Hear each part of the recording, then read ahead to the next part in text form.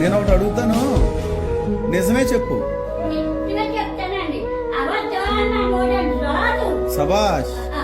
అయితే ఏంటంటే ఈ రోజుకి నువ్వు ఇలా ఉన్నావంటే దానికి కారణం ఎవరు? సబాష్. దేవుడే కదా నేను పోషించేది.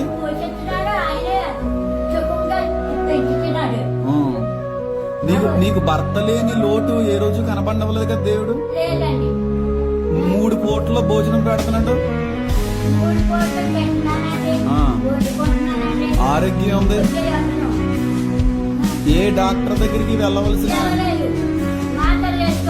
దానికి కారణం ఎవరు? దేవుడే.